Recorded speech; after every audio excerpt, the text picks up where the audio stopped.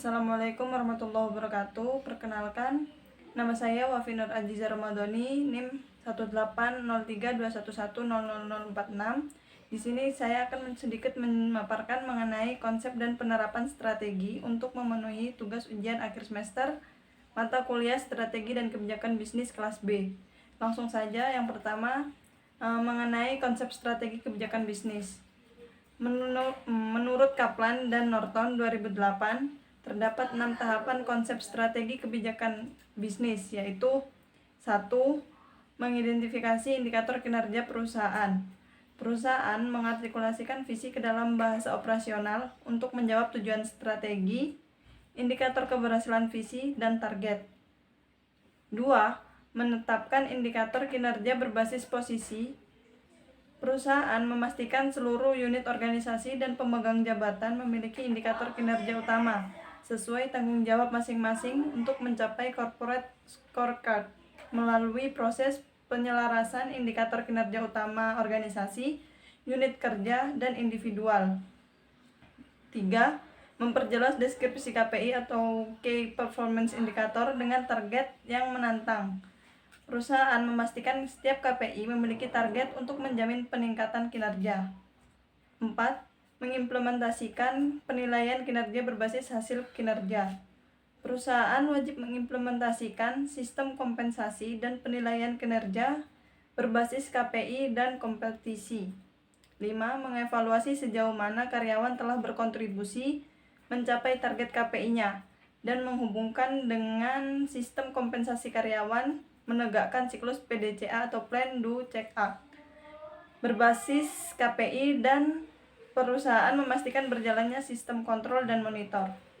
Yang terakhir, memastikan munculnya perbaikan rencana kerja, di mana perusahaan memastikan seluruh pemegang jabatan memiliki rencana kerja untuk mencapai target KPI-nya, mendukung rencana kerja unit organisasi di level yang lebih tinggi. Yang kedua, mengenai contoh penerapan strategi. A. Dikutip dari makassar.antaranews.com, menurut Direktur Keuangan dan Manajemen Risiko Telkom, Heri Supriyadi, PT Telkom menggunakan 3 strategi utama pengembangan bisnis digital, yaitu Build, Borrow, dan Buy. Melalui strategi Build, Telkom membangun kapabilitas infrastruktur digital serta peningkatan kompetensi talenta digital di internal perusahaan, sehingga bisa memberi pelayanan secara optimal kepada masyarakat.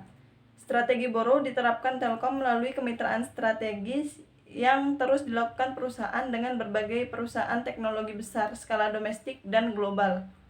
Sedangkan penerapan strategi Buy dilakukan Telkom melalui sejumlah investasi yang mengutamakan sinergi value yang dapat meningkatkan kapabilitas digital Telkom Group. B. Dikutip dari gilang.rmdhn.medium.com, pihak JP Morgan percaya bahwa membuat ekosistem digital akan mendekatkan antara kebutuhan nasabah dengan perbankan. Hal ini menjadi dasar bagi JP Morgan untuk memindahkan paradigma bisnis mereka dari model fee-based tradisional menjadi model yang ramah terhadap ekosistem nasabah. Cara mendekati ekosistem saat itu adalah dengan mendapatkan data dari kegiatan mobile, mengingat pada saat itu nasabah sedang sangat booming untuk bersosial media dan penetrasi smartphone sangat tinggi. JPM melihat ini sebagai kesempatan dan peluang, sehingga membuat moto strategi Mobile First, Digital Everything untuk mengedepankan solusi mobile dan mendigitalkan segala sesuatu yang berkenaan dengan jasa kepada nasabah. Terlihat pada laporan keuangan, strategi ini membuahkan hasil yang positif, yaitu pengembangan nasabah yang signifikan pada nasabah digital dan pengguna mobile. Untuk mewujudkan strategi JPM untuk ekosistem digital, mereka mentransformasi merek bank retail mereka Chase dengan tagline Digital First. Artinya, Chase akan mengutamakan solusi digital pada setiap solusi yang dibuat.